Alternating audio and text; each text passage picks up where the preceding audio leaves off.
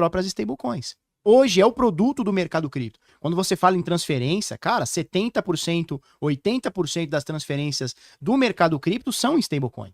Então você vê que a concentração de valor tá ali dentro. Por quê? Porque você tem muita rapidez em blockchains, como o Marcelo falou, Ethereum, Polygon, Base, Solana, entre outras, e você tem a estabilidade do dólar. E tudo hoje internacionalmente é cotado em dólar, né? Pareado no dólar e tal. Tanto é que a stablecoin é o principal produto do mercado cripto hoje, assim, ó, disparado, que os próprios governos estão querendo adotar a stablecoin como se fosse uma espécie, com aspas, de CBDC. Você vê que o Donald Trump, quando ele toma posse em janeiro, né? Foi janeiro agora de 2025, ele, duas semanas depois, ele fez um decreto, um mês depois, ele fez um decreto do mercado cripto.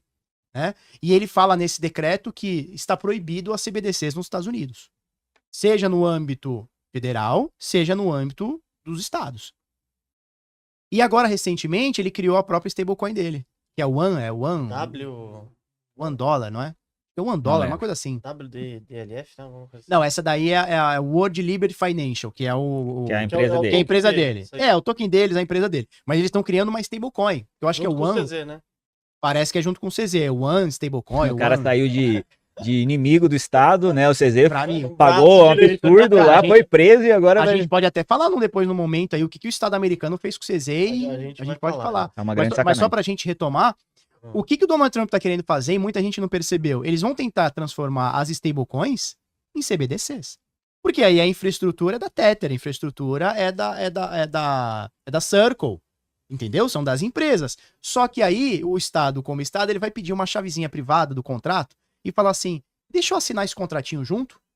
Deixa eu bloquear ele nem precisa carteira, fazer isso, né? Porque ele já pode bloquear hoje. Aliás, esse é um engano que muita gente comete, né? Com o stablecoin, muita gente acha que é cripto, é descentralizado, assim, não é nem de perto, né? As stablecoins são extremamente centralizadas, são empresas. No caso da Tether, você tem 4 ou 5 A gente tá falando das mais consolidadas. As mais porque consolidadas, existem modelos de stablecoins que são mais descentralizadas. Como a própria DAI, por exemplo, que é uma que já foi descentralizado, hoje, como a maior parte do lastro deles é o SDC. Eu discordo que seja descentralizado, mas tem uma roupagem mais cripto. Era mais perto mas o que a gente tá falando das principais stablecoins. Então a gente tá falando de o SDT, o SDC, DAI, agora tem a Ethena, PayPal, USD, entre outros. Mas são moedas centralizadas. E dentro desses contratos, dessas moedas, muita gente não sabe como é que funciona isso. Mas, por exemplo, para você transferir token dentro da rede Ethereum, ele só existe com base na criação de um contrato.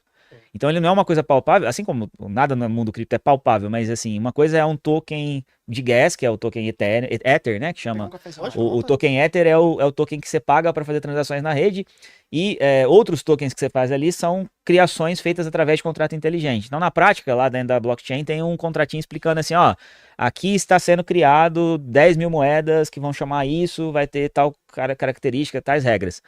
E para você fazer uma transferência de uma stablecoin, ou de qualquer token na rede Ethereum, ou nas redes EVM, você depende do contrato. Você não tem, diferente do Bitcoin, por exemplo, o Bitcoin veio para minha carteira, eu tenho o Texo, que é a forma de representar o Bitcoin lá dentro da rede. Se eu quiser transferir para você, eu não preciso de ninguém, não preciso de contrato, não preciso de nada, eu só preciso que o validador e o minerador minerem minha transação, e ela chegue em você. No caso de tokens nas redes EVM, eu preciso do contrato para fazer essa transação. Quem faz a transação é o contrato. Então, assim, é como se o Felipe é o contrato. Eu e você somos os usuários da rede. Para eu transferir para você, eu preciso falar, Felipe, transfere para mim, por favor, esses USDC para a conta do Luan. Então, você tem uma necessidade do contrato o tempo inteiro para usar coisas que são feitas com base em contrato. Por ser assim, você consegue colocar regras nesse contrato que, por exemplo, impedem um usuário de utilizar aquele recurso. Então você tem lá na sua carteira 1000 SDCs, se o Estado for lá na Circle e falar assim, ó, Circle, esse cara aqui roubou esse dinheiro, eu não quero, sancionei ele lá na Alfax, sei lá o quê, ele vai lá e bloqueia esse dinheiro e você não pode mais usar, porque esse bloqueio é feito no contrato, e você não vai nunca mais conseguir usar esse dinheiro. Então, no final das contas, você tem ele com as CBDCs, como o Felipe está falando, né?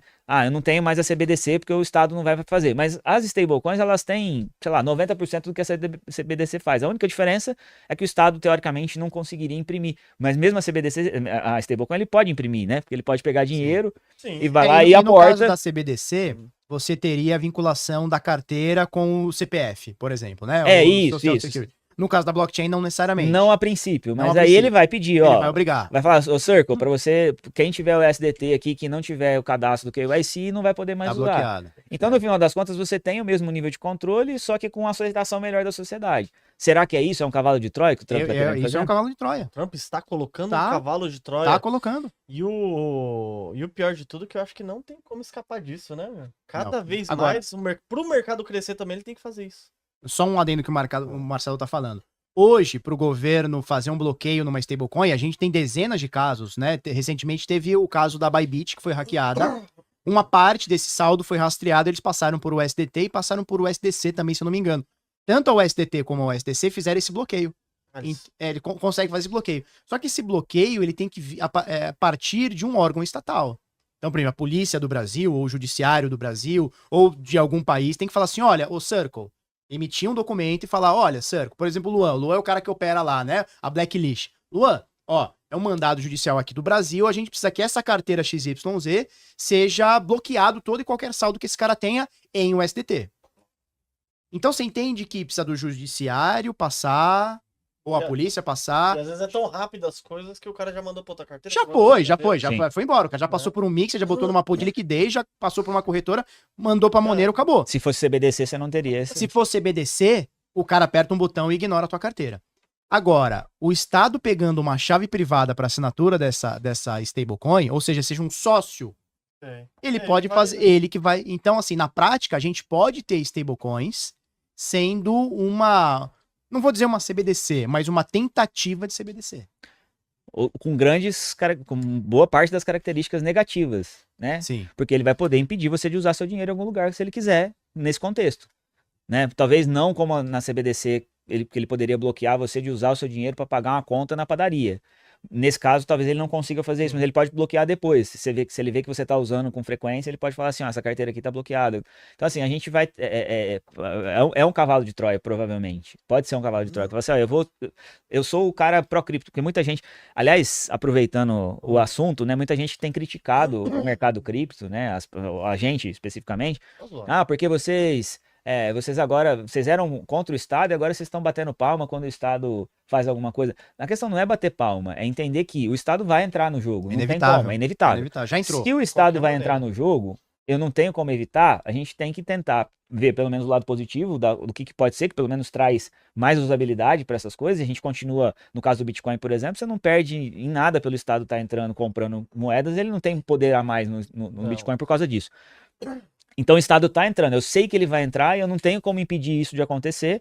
Então vamos tentar procurar a melhor forma disso acontecer. E se você tem um governante pró-cripto, como pelo menos o Trump está se denominando, você ganha um pouco, uma chance pelo menos da regulação que também vai acontecer, né? Que a gente gostaria que não tivesse regulação, mas vai ter, que essa regulação seja um pouco menos agressiva. Né? E a gente vinha vendo, principalmente no governo americano, um ataque muito frequente para criptomoedas ali que atrapalharam o mercado, inclusive levaram quantos bilhões de dólares para fora dos Estados Unidos, né? De investimentos que poderiam ter ficado lá e foram para outros países por conta da falta de liberdade com criptos lá. E agora, nesse cenário que a gente tem agora, essa turma toda vai poder voltar para os Estados Unidos e vai trazer dinheiro, vai trazer emprego, vai trazer, né, investimento, que é a parte importante dessa história toda. Então, assim, não é que a gente comemora que o Trump isso, não é que eu tô torcendo que o Trump vai fazer, ou que a gente gosta do Trump, porque não, é só...